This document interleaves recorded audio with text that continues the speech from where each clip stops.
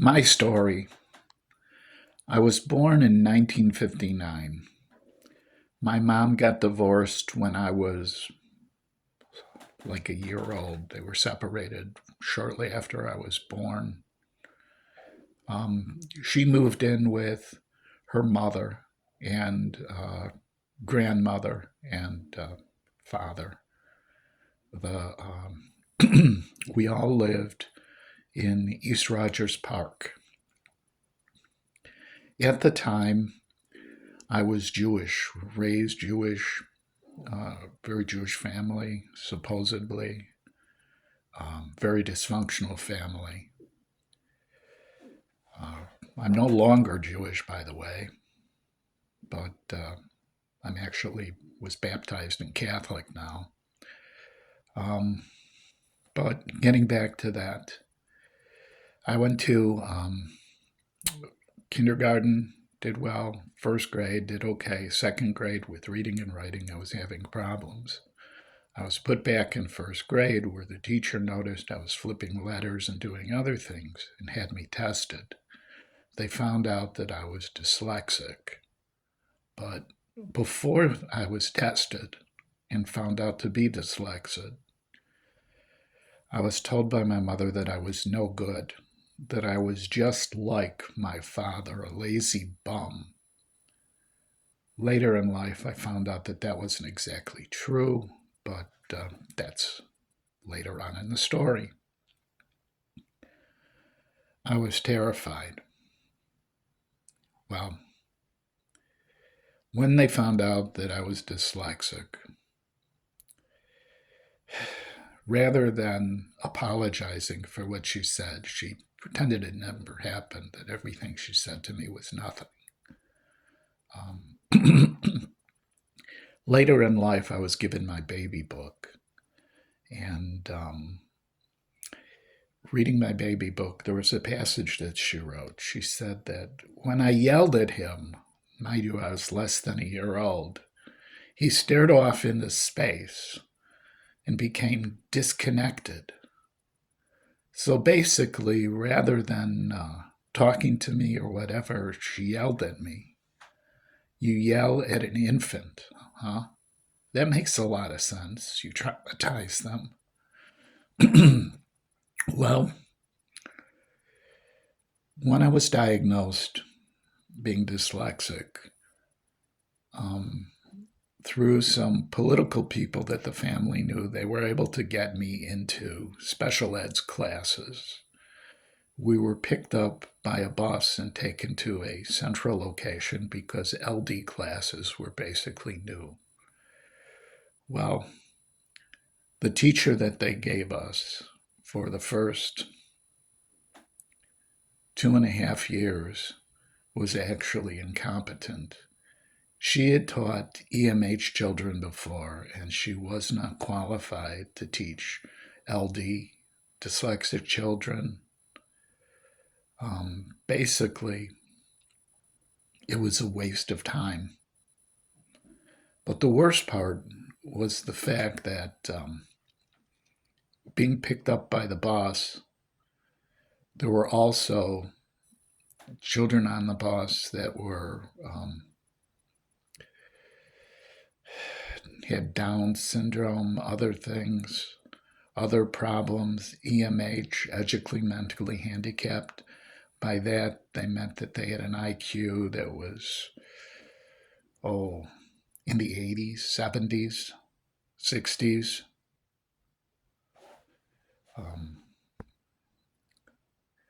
They would stick their tongues out. They would do all sorts of things. It was a very traumatic experience.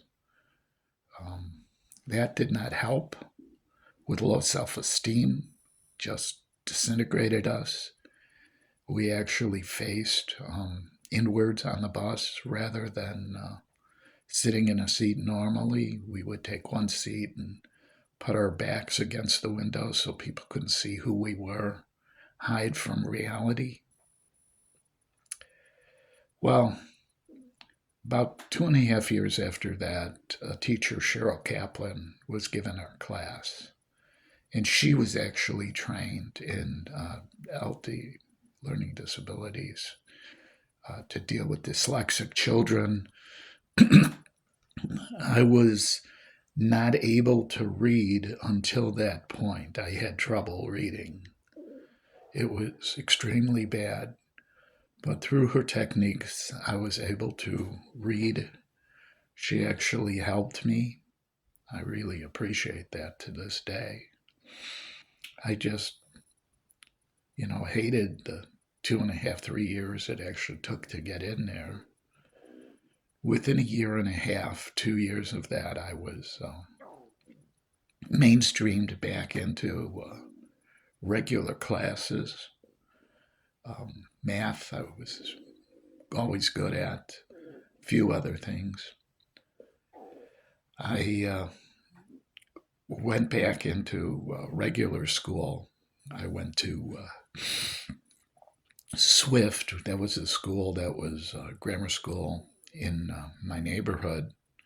And from Swift, I went to Sen. I was a year behind. I had lost a year being in special ed classes, lost more than that. High school was a joke. It was Sen. They had race riots shortly before I started there. And it was just a crazy thing. I actually felt that it probably, looking back at it, was not the best environment for me. Always feeling alone, outcast, being in special ed classes, not being with the rest of the kids around. I always felt like a loner.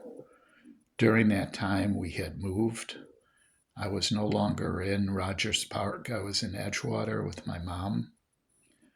She lived next to the man who later became my stepfather, the man who tormented me. Basically, he was a concentration camp survivor. And, Stockholm Syndrome had set in, and you adopt what you're raised with. He was very cruel, always demeaning me, making me feel like a piece of shit. Didn't really help me, but such is life, they say. I remember later I was manipulated into buying the family business, which was basically more than it was worth. And the truth of the matter is that I'm an incredibly bad speller even to this day. And, he knew he couldn't get rid of the business, and they figured they'd be able to pass it off on me.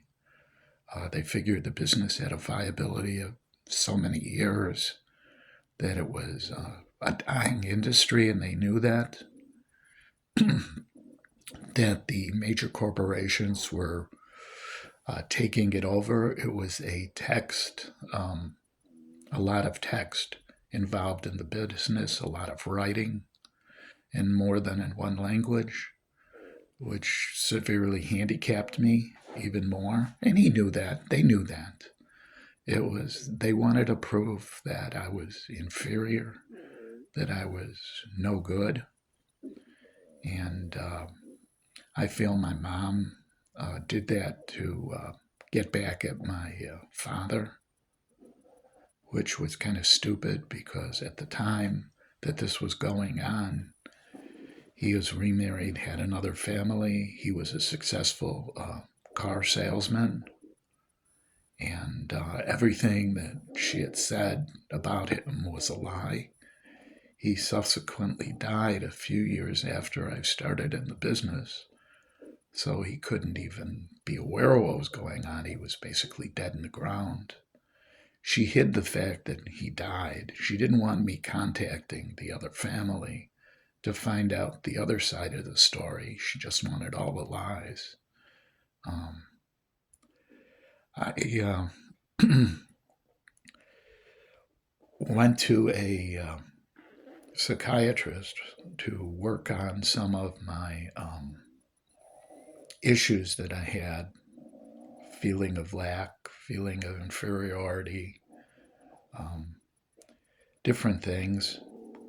I wrote everything down in a ledger that I had, a notebook, because that's what they suggested, that I write my feelings down and get in touch with my feelings and do all of that. She actually was in the business that day that I had, and I had to run across the street to take care of some other businesses, well as down the street, to check something out. So while she was in the store watching it for me while I was gone, while I was looking something up to do some business with someone later in the day, she went into my briefcase. She saw that I had been writing things down, and she went and copied it. I had come back kind of before she thought, and she heard me, so she had the papers, because she shoved them into a file cabinet. And the file cabinet, if you didn't close it right, the drawer would, it was an older one, would kind of stick out.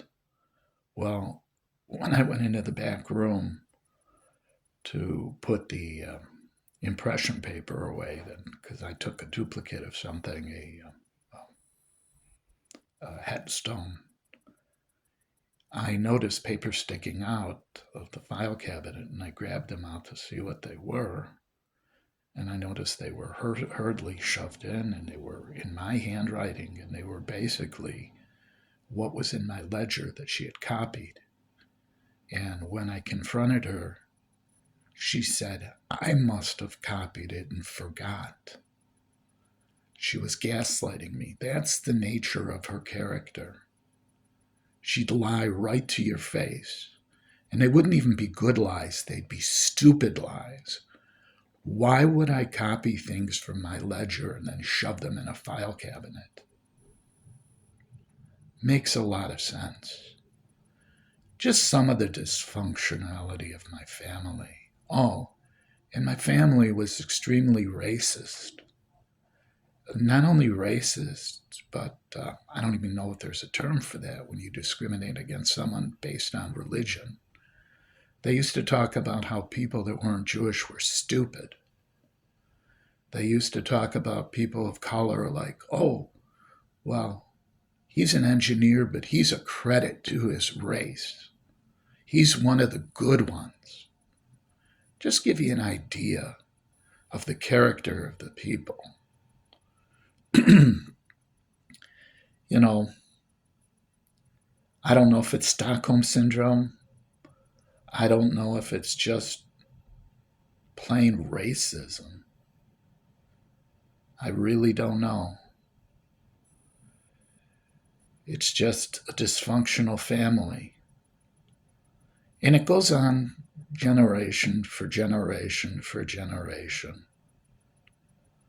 I mean, I had a cousin-in-law who was held up as the shining example of what to be, who wound up cheating on his wife and fathering another child, divorcing his wife, and leaving when his daughter wanted to go to the wedding. The mother told her that you're being thrown out of the house for going to the wedding. I mean, that's her father. I mean, I can understand problems between her being cheated on, but, you know, it's still her father and it's still her, you know, stepsister. It's just dysfunctionality from top to bottom. I mean, they hated the fact that I was dating anyone. I was always told by my mom, a son is yours until he takes a wife, a daughter is yours all your life. Just an idea. You know, not wanting to accept the woman that I eventually married into the family. And yeah, she was a different religion, but that didn't matter. It really didn't matter at all. No matter who I dated, if they were Jewish, Gentile, whatever, They were always made to feel uncomfortable. I mean, basically, what they wanted is for me to be their caretaker when they got older, for me to take care of them. I mean, that's the only thing I can understand because basically, um, I was his whipping boy, and she just for years let him abuse me verbally. I mean, you'd think that she'd want to protect me. Well, life is the way it is. Funny thing about it is, the family itself is corrupt. I had uncles who cheated people, an uncle who cheated his investors. She worked for the Metropolitan Sanitary District. I'm still using office supplies decades later that she had stolen from work. She was basically feeding her step-husband's business with all of the office supplies he needed to run a business at government expense. She was corrupt. My uncle was cheating on his wife, and my grandmother put up with it. Why? Because they figured it's her son. Why not? I mean, that's the same one that cheated his investors, lost his real estate license for a number of years. The family's always been dysfunctional. No wonder I'm so screwed up. Now I'm probably less screwed up in my life than I ever was. I have nothing to do with the family. I should have done that years ago. If I would have, my life would have been better. Oh well. My wife is a smart one. She cut ties with her dysfunctional family. I just feel sorry for her because, well, I'm still fucked up. I should have helped her more. She's a very smart and intelligent woman. She's a very beautiful woman. Far better than I deserve. Anyways, that's my fucked up life. 65 years old, slowly dying of kidney failure. Go to dialysis, keeping me alive. Not a happy story. I look at politics, which draws me in. Can't help but doing that. And yes, I am very liberal. I know what it's like to be hurt. It taught me sympathy.